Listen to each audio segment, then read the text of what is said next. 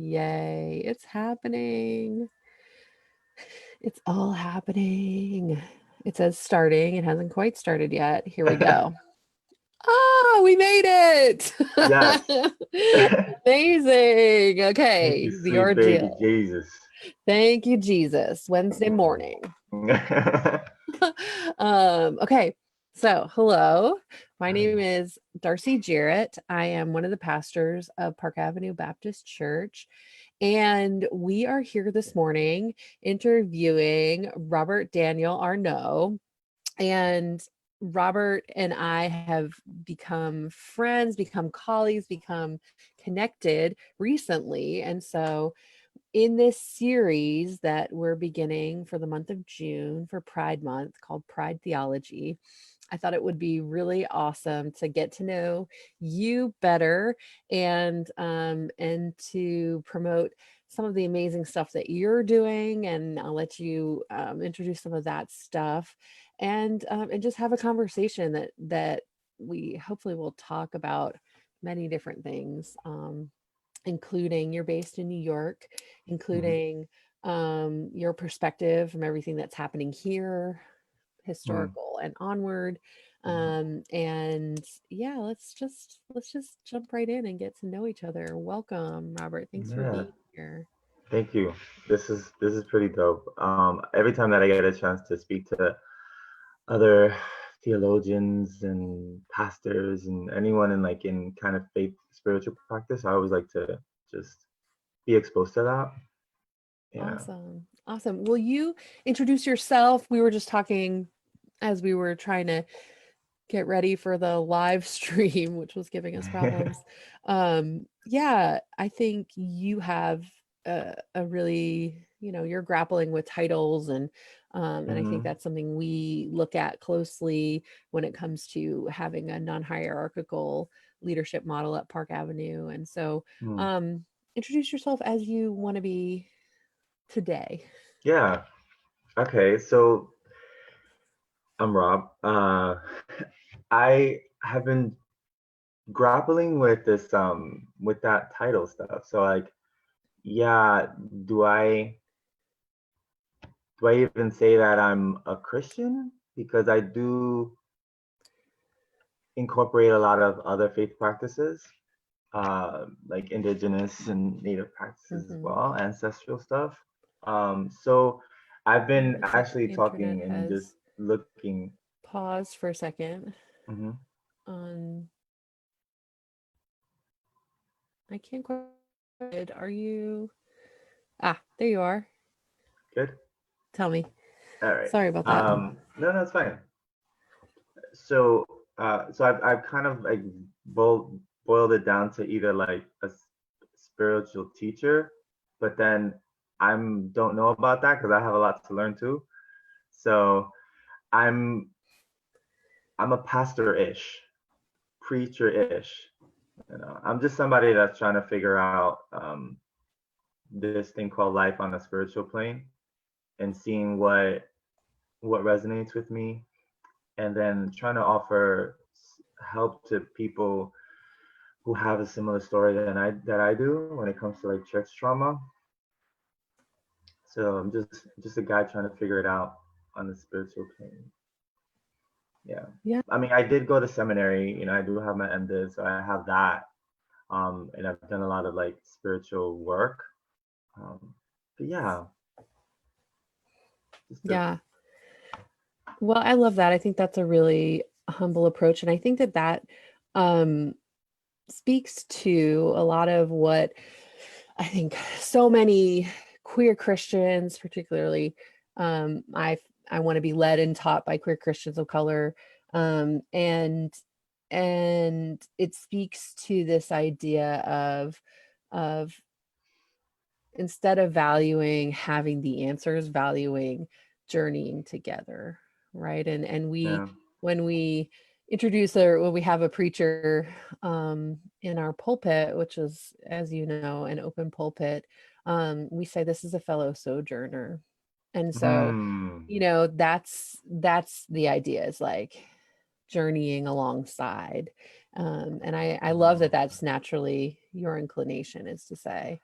Yeah, that I like that. So I might take that from you. Oh, please do. I'm not Not even gonna me. borrow. I'm not even gonna ask. I'm just like, I'm gonna take that one. That's Yeah. a soul journey because that's what it is. Exactly. Well, and I first heard that. I have to shout out my one of my mentors and amazing teachers, Dr. Greg Ellison III, Hmm. who uses that in all of his in the classes that I took of his, Awesome. that we are sojourning together, and whether or not we, you know, we get to a point where we have a title or all of those things, we are all, spiritual beings. Yeah. And so having, we are bodies too, let me not discount Hmm. that, but we are on a journey together. Hmm. um, well, let's talk about your work with the Latino Gay Christian and what Hmm. you're doing. So you have an Instagram page, and that is something that you're envisioning. Tell us a little bit about that project. Yeah. That project came about because there's I'm very creative, and so I try to do a lot of my stuff through writing and music. And I don't know how many times I started a blog, a site, a like public journal, and I'm just like, I wanted to incorporate a lot of what who I am into it, but I didn't want it to be so focused on one thing. So I was talking to a friend of mine who has her own blog and podcast, and I was like, what do I call it? And she's like, well, just look at who you are, like what are the different aspects of who you are. And as brainstorming, she's like, why just do just the Latino gay Christian? And I'm like, okay, yeah, that like kind of like sums it up. I think it's important. Visibility is important to me. Hmm. I come from my background, I'm Puerto Rican, and growing up in the Bronx, and a lot of the issues that I've had was trying to be invisible or trying not to be detected because I Hmm. already knew about my sexual orientation from very little. But I was also part of a religion that was very conservative. And so when I like the Latino gay Christian because it puts it out there. Those are three things that are not Yeah. usually found together, especially in my community. To be out in the Latinx culture is still hard for Hmm. some. Yeah. And then to then be, because what that means is, and the reason why I wrote Latino is, first of all, that's how I identify, Hmm. but it also kind of um, challenges the masculinity issue when it comes to what it is to be a man in the Latinx world. Um, and so that's why I wanted it to be out there. I want the fact that yes, I'm Latino, yes, I'm gay, and yes, I'm a Christian. Hmm. In the context of like following Christ and stuff like that. So yeah, and so I wanted to talk about issues that pertain to all three, and then how they overlap. And I usually Hmm. base it on like my experience, and I don't generalize it because my experience doesn't mean it's everybody's experience, but I just wanted to let people know, this is how I see it. This is how my life has been. Maybe it connects with you too. Yes, yes. And I love how you talk about, this is a response and a healing, a way of you healing what you had to do to survive as a person growing up in a particular context Hmm. that wanted to erase you. And so Yeah. in this kind of coming out again and again and again, you Hmm. are healing in some ways. Yeah. I love that. I love Yeah. that. Um, and I want to maybe I should have started with this practice. A good friend of mine who's a Latinx scholar and um, an amazing human, Dr. Patrick Reyes, always asks the question when we begin, like, who is the community that sends you here today? So maybe I Hmm. can back up and ask that question. You sort of answered it, but maybe that'll allow Hmm. you to say a little bit more about where you come from, your community, your people. Just from our getting to know each other, I know that you are close with your mother. Hmm. And so tell us who sends you here today? Who are your people that hold you? Yeah, definitely.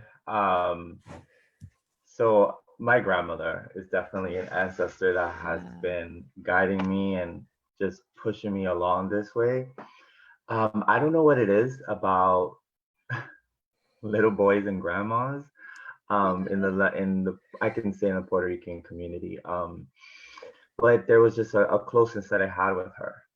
When I was born, my family was already deep into the Pentecostal church, Hmm. and I can say it was beautiful. For the first few years of my childhood, it was great because I had a sense of community. I had a family, Hmm. right? And then I had people that just really wanted to support my growth spiritually. That's where my faith was created. And my grandmother taught me how to play guitar when I was 4 years old. So here Oh I wow. am hunking around like a huge guitar and playing in church. And I enjoyed it. And there was a creative outlet. But there was also that secret that I Right. knew, right? And so a lot of people and I always say this, a lot of people who come out say, I was different, but I didn't know what it was. I couldn't put a name to it, but the problem with me was I knew because it was being preached from the pulpit. Right. So, so I have that, and my mom and my aunt were singers in the church. My grandmother played music for the church, and so I was really involved in that, and I really wanted to follow that. I did have that calling. I wanted to be a good little church boy, but the problem with that is when you're not living your authentic truth, you end up living for others' expectations. And so I had to create which is something that I realized recently. I had to create all of these personas throughout my life in Mm. order to conform and to live up to other people's expectations. So I lived a lie, most of my life, and that turned into certain addictions and Mhm. certain risky behavior and self-loathing and all that stuff that comes with like hiding something or thinking that you're wrong for who you are because of what you've been fed. And so I've always searched for faith. I've always searched for it. I've always searched for any type of faith, any type of spiritual connection. I've dabbled in so many different faith practices and religions. Um, and it just always led me back to the message of Jesus, right? Which I Mhm. feel like it's just love and affirming and just doing good, which is a universal truth for many faith communities. I had a rough childhood and adolescence that created depression and anxiety. Mhm. I did have a nervous breakdown at one point, and but all that just helps feed the type of person that I am. So now I come to a place where I've reconciled my sexuality, my sexual orientation, and my faith, and I am called to help those help themselves get out of that by that church hurt, the trauma, any PTSD and stuff like that. And just it's just a ministry of presence that I have. Like I Mm. don't have to have the answers. I don't have the answers. I mean, Right. the questions are the answers for me. The So questions are the answers. I love that.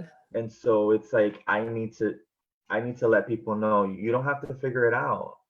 You have to Mm. just know that you're not alone in this and that we can do this together. Absolutely. I love that. I love that. And that's initially actually how we connected is Mm-hmm. through um being able to speak openly about our mental illness Yeah. and the ways that we and I include myself in that. I have mental illness. I Mm, cope and live with and I'm recovering from addiction as well. And mm, in terms of my own diagnoses, but yeah, that idea that you know that voice that that is the way that we kind of speak to ourselves, or I speak to myself, Mm, in that depression, that disease, whatever you want to call it, voice is so negative in our mm, minds. I think for me, what I hear you saying is that you've used that to create such compassion for others experiencing that, and for others in general. And I just think that that is a gift yeah.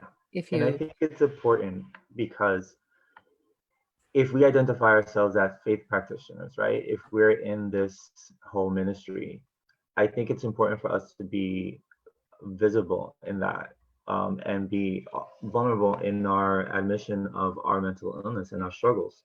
Because a lot of people think that because you're a pastor, because you're at a certain whatever level they think you are, that you're untouchable, that you figured everything out. And I think it comes to that rhetoric that I grew up saying, like, we are covered in the blood of Jesus, right? That we have this Mhm, shield. And yes, I believe that, but that doesn't mean that life challenges don't affect us, or mhm, we don't live in that. Having that mentality of I'm a Christian or I'm a follower of Christ, and so everything else is solved. It's not reality. mhm, Not reality. I absolutely. mean, if that was the case, then they would know there would be no need for a Holy Spirit to comfort us. Because what is she comforting us, right? I'm So, perfect, thanks. right, like, thanks, I'm good, pass. Maybe go to her. But That person needs you.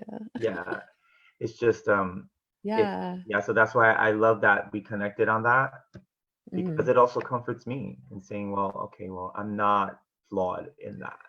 Right. And that your call and your vocation is real, and it Hmm. is, it is for the whole you, Yeah. and and I think that's a huge message. And maybe that'll bring us toward this idea of what maybe, and I've kind of just made this up. I haven't, I thought before this interview, oh, I should really look up, like, is there someone who's out there defining pride theology?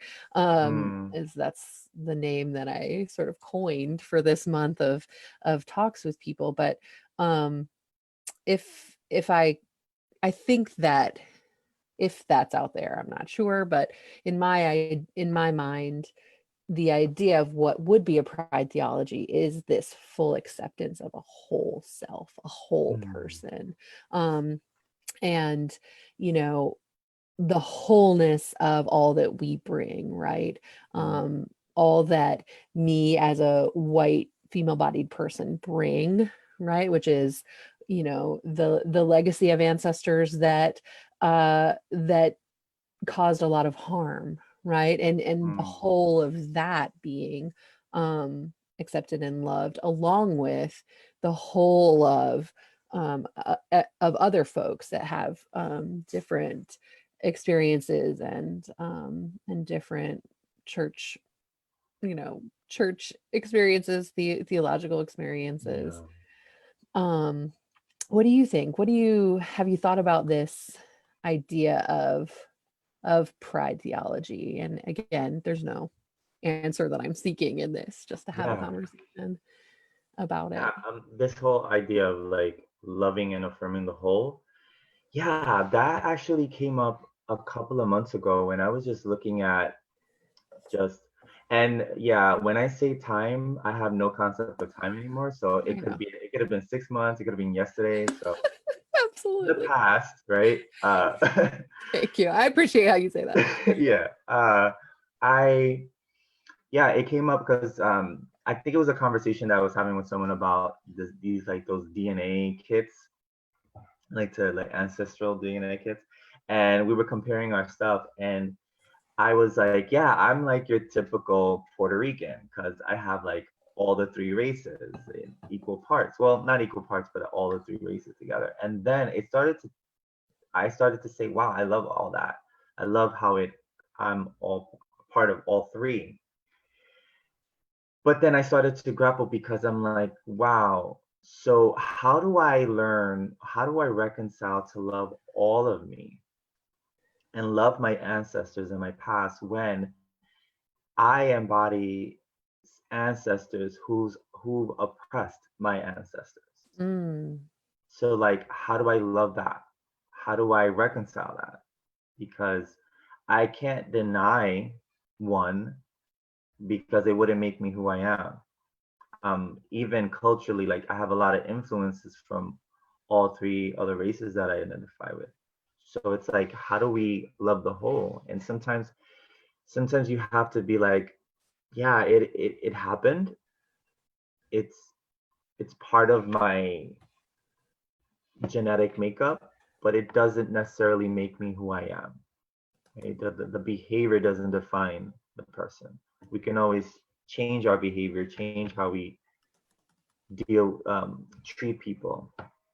And I think it's more important to think about how to see people instead of how to treat people. That's one thing that I read or saw somewhere where, the way that you treat someone can always be changed. You can always change how you treat someone. But if you see me with love, if you see me with compassion, then your behavior will follow, right? It will follow accordingly. Mm. So to be that the whole pride theology of loving the whole is also loving those parts that have the cracks and the bumps. And because that's, you are who you are based on those things. And I know for me, I want to forget a lot of things I did from my past. But if I do, I would be denying myself the wisdom that I gained from that. Mm-hmm. Exactly, Mhm. exactly. And we can't compartmentalize ourselves. No. I love that perspective. It reminds me of this poet friend of mine who is Mexican American woman, Carolina. No, I'm gonna get her last name wrong. I'm sorry, Carolina. Um, Cicernos, I think. But she says that we are simultaneously um, colonizer and colonized, and in this Oh yeah. identity. And I just hear that reflected in what you're saying. Yeah. um and yeah, and so we aren't monolithic in who we are and these overlapping identities. Mm-mm. um I love that. I think that's beautiful. I think that leaves room for a multiplicity of beings and ways of being. Mm, Oh yeah. Yeah. which I think, to circle back, I think that would also be a part of this idea of what we might be reaching toward in a pride theology is a multiplicity of ways of knowing, and the Mm-hmm. validity of all different ways of knowing and being. Mm-hmm. Because it's a tenant and a oppressive structure of white supremacy that says there is one way, there is one truth, there is one anything, right? Right. Or right, and then it focuses on the one narrative um, of the white person, right? Right. Um, And the fact that that truth is not only known, but it's known by only a select few, and that they are here to then teach us and bring the lost back in here. It's like, well, God bless you. God bless, God bless you. I don't want that pressure. And No, I have a lot of things. I have to figure out what I have to make for dinner, so I don't want that pressure of like, yeah, I mean, I had said to you, like, oh my goodness, what do you think is going to happen with Pride? And I loved your response. I don't even know what I'm doing for dinner. I don't know what happened yesterday, so Right, it's just right. Planning and time has taken on a whole new yeah. perspective. And I keep quoting all of these um, voices that I'm hearing in my Yes, head. do it. Dr. Johanna Juncker, who's going to be preaching in this sermon series just in the month of July, Right. is a friend and amazing human artist, incredible. But yeah, she said recently in a talk of hers um, that marginalized communities, indigenous people, people of color have had the world end and begun again 1,000 times over. And so Mm. this idea of having certainty in the future Oh yeah, is such a privileged concept. it is. And just to think how much of American culture, if there's like one I don't know, Hmm. culture is based on, well, I need to plan for, this certainty and that's a privilege to be able to do in general. Um, Yeah, I think it comes from also, I know that when I was growing up in the Pentecostal church, it was always planning for the coming, right? And it got to a point when I was in seminary, I was like, why are we planning so much for something that's coming? I don't fault, or I'm not judging anyone who has more of an eschatological viewpoint when it comes to that's their faith practice. But I feel like for me, if I'm always focused on preparing for a coming, right, the second coming, then I'm not dealing with the present.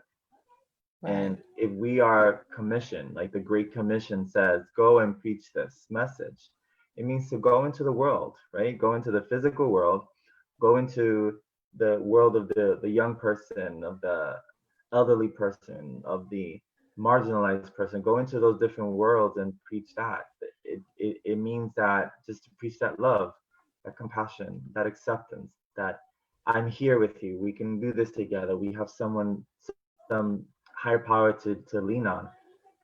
And so not being able to plan, yeah, scares the crap out of me, but it's a good lesson because I'm like, I don't need to plan anything. I don't need to plan everything. right, Yes, all I need to plan is making sure that I shower every day, pretty much. right. So I'm in this space. So Yeah, every other day. It's I fine. mean, at least. Don't beat yourself up about that. I No. know, right? I'm accepting all of me. Yeah. It's crazy. I have had days that I just didn't end up outside the house or anything like Yeah. all day. The other day I was like 6 p.m. I was like bringing the garbage outside and I saw one of my neighbors walking by and 6 p.m. like and he was like, "Hey." And I was like, "Good morning." Just like, okay, it's fine. Thank I really you. haven't It's spoken to good. people. All I is didn't even correct well. myself. I just like walked inside. It's like that's what I had to offer in that That's an moment. accomplishment. That's a little accomplishment. I was stressed. I had clothes on.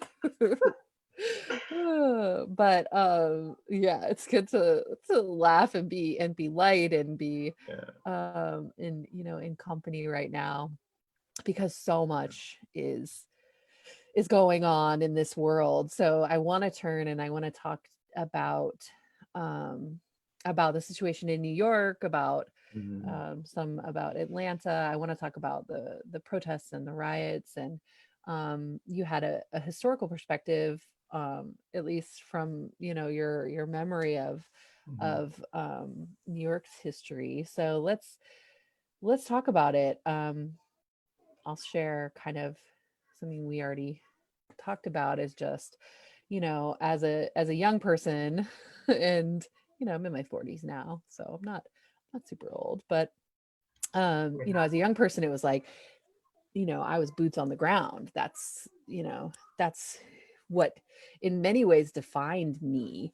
And so I Mhm. find myself in this movement trying to find a different place. And we were kind of relating on that and how we engage in activism now and in the place where we are currently. Do you want to talk about any of that sparks your interest? Yeah, it's so like everything, like there's just a lot of pain going on in this country right now on many levels. Mm, And so in specific to the protests and now the riots I've been having, I've been part of like rallies and protests before, but this is different. If it's different. And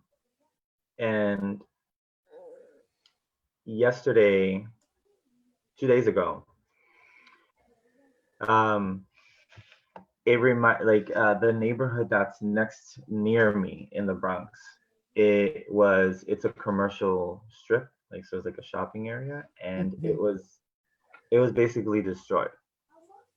and a lot of the shops there were a lot of mom and pop shops and things like that. And so I was seeing the images, and it reminded me when I was a kid. There's this term when they say the Bronx is burning. It's also a documentary, and it was during a time in New York where there was a housing crisis. I mean, it feels familiar. There was a housing crisis. Homelessness was on the rise. The state of living for a lot of apartments here were not the best. The housing codes weren't being enforced. And so some property owners, so that they can recoup on the loss of income, would set their buildings on fire, Mhm. and in order to collect the insurance. And so that was happening a lot in the Bronx. It was hard hit also in parts of Brooklyn as well, but most of the Bronx was burning, and a lot of buildings were being abandoned and damaged. A lot of stores were being just destroyed, and everybody was vacating. And so I remember being a little kid and just seeing like these abandoned lots and buildings and stuff like that, and it Mhm. was normal because that's all I saw. But now I'm looking at what's going on, and I'm not saying that it's at that level, Mhm. but it's kind of reminiscent because it shared both of the desperation of a community, because it was an imbalance in justice and equity. And Yeah. so I understand the anger and the hurt and the pain that's going on, and completely go for the riot, for the protests. um, I'm just struggling with the idea of the anger is justified, Mm. completely justified. Um, but how does the neighborhoods are destroyed, and these are stores that were created by immigrants Mm. and people that wanted to support their families here. But then my other side says property can always be replaced, right? Human lives can't. So, I struggle with that, but it's sad. It's sad that we're in a country that's come to this, in my opinion. Mm. Yeah. Yeah, you spoke about the pain, Mhm. um, and just relating it back to other things you've said, and areas that I find, we can, as meaning makers, as sojourners, um, use creativity and the arts and music to help Mhm. create space for lament. I think, the rage that we see is so justified, and I think maybe, um, with more outlets, with more positive ways, not only just with organizing and hearing our, having people of color reflected in government, and seeing Black people receive justice, Mhm. um, but also we need more places to lament and places to experience the creative transformation that can happen through art and music. I feel like you, in your story, spoke about your connection with music and your family's connection to Mhm. music. Do you want to speak about how you think music and that kind of creativity can be a kind of balm in this terribly uh painful time, which, right, has been going, like, Yeah. it's not just right now. I Right. want to say that it's so long, and um but yeah, have you experienced that through your own music, and worship in that way? Yeah, I've been really connecting with a lot of worship music that has to do with, you know, finding, like, God finding me in the wilderness, walking with me in this struggle, not only because of what's happening now, but just in general. And I just think that a lot of that is healing. I have to be careful though, because too much of that would then put me in a space that I'm like, I'm so lost.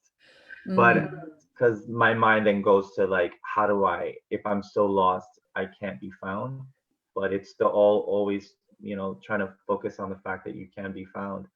But even in my own music, like I wrote a, I did a lot. I did a workshop with actually with Kevin, and we did a lot of work with inner child healing, and yeah. that kind of created me to write a song to my 4-year-old, and so that was healing. That's a healing part, because there may be a lot of people that have a 4-year-old in them that is in pain and has not been seen or hasn't been accepted. And so when you have a moments of crisis like this, where there's injustice, where you feel like you're not seen, then those things can bubble up and kind of surface. So music is definitely the best creative outlet for me. It's the best therapy. And I think that, if we had more outlets and if people have more resources to know that this is an outlet that you can explore in order to express that rage, either through poetry or anything like that, that it could offer more healing. And Absolutely. so music, yeah, whenever I feel like I need to just center in my spirit, I'll just go to music. I'll pick up my guitar and I'll just start playing music. Yeah, that's awesome.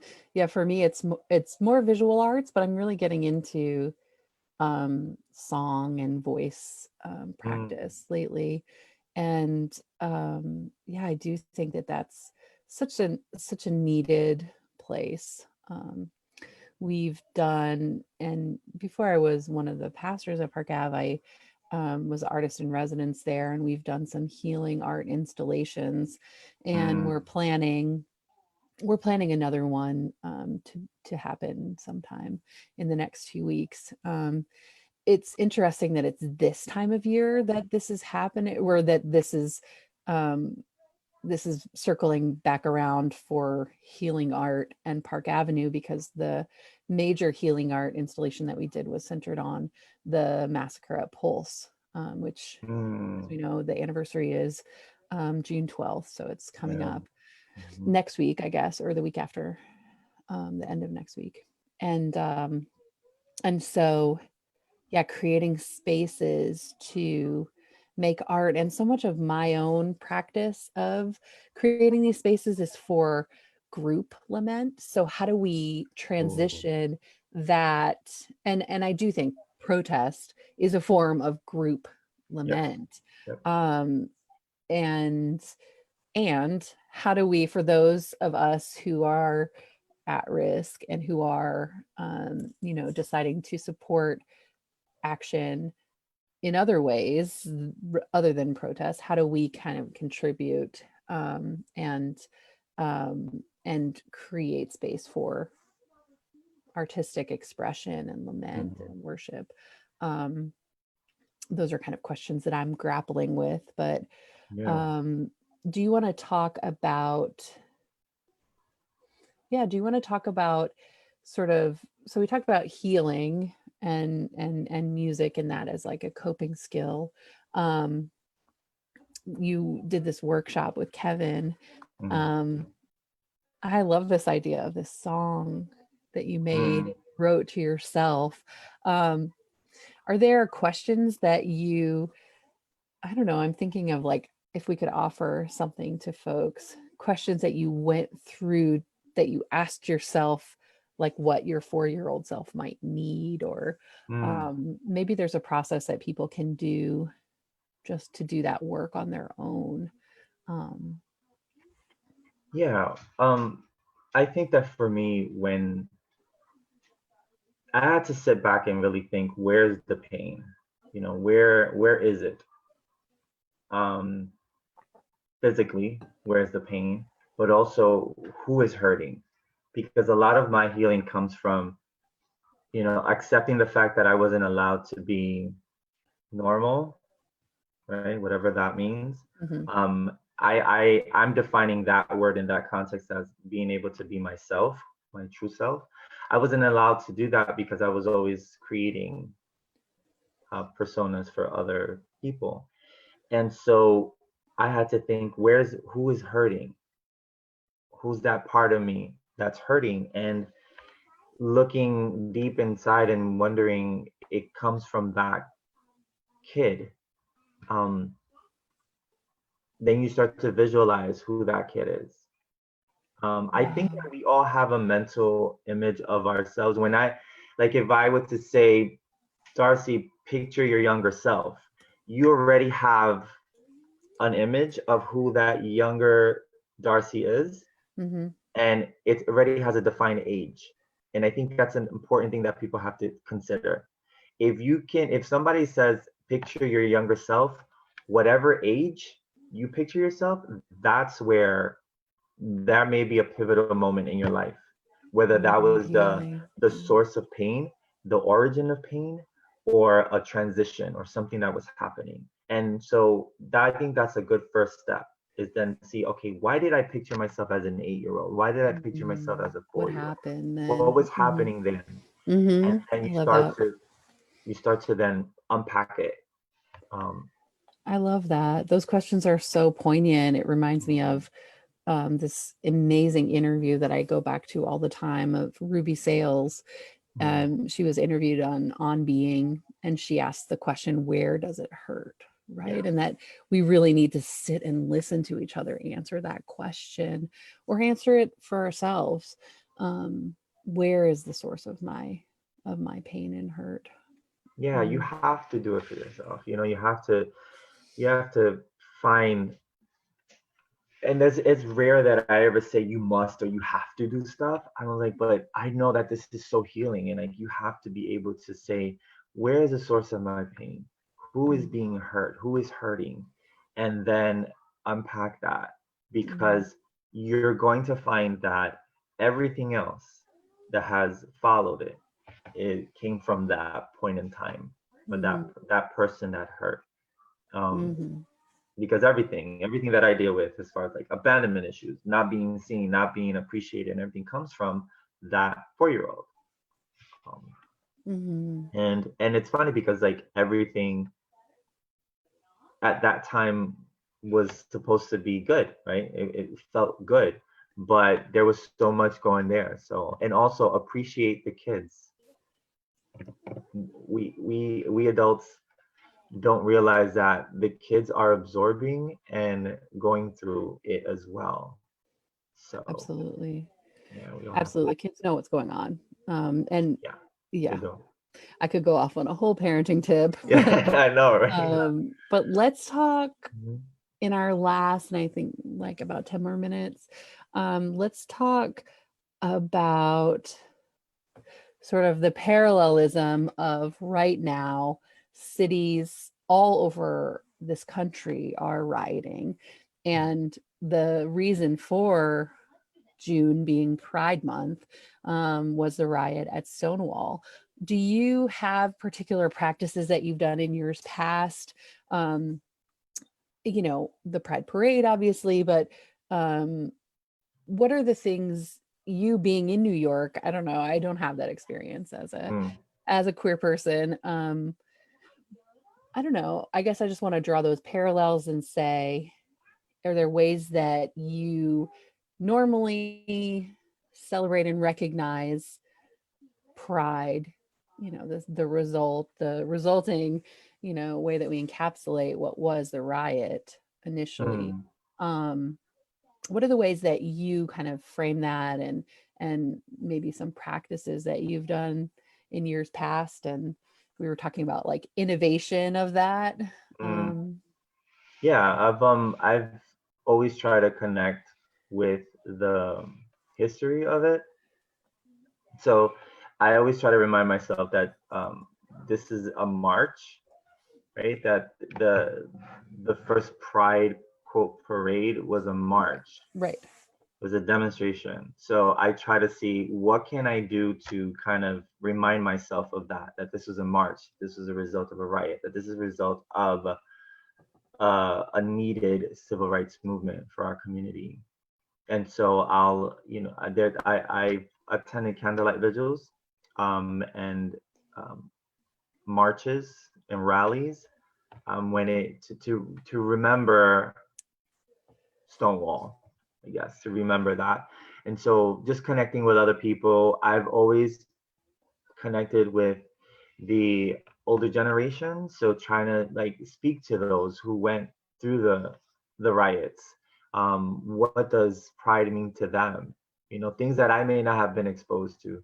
I mean, when I came out, I thought being queer was meaning you go to this particular club on Friday, Saturday, and Sunday, Mm-hmm. and that's it. And then you go to Pride.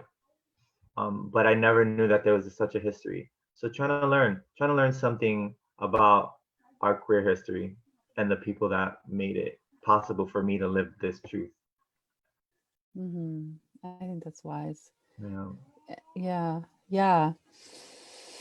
And this year, I think it's easy to remember, right? Or easy to remember. totally. Yeah. It's obvious to remember that this was a riot. And I would say part of what I've thought about in terms of this month is to really elevate the voices of the trans people of color who have been Oh yeah. always targeted by police, um, sexualized, made, even if it's the result of police harassment is not death, there is a dehumanization that has happened, and that I've heard so many stories about in so many different contexts. And so, yeah, how do we continue to make that known, right? Pride is Yeah. not take your shirt off and dance on a car.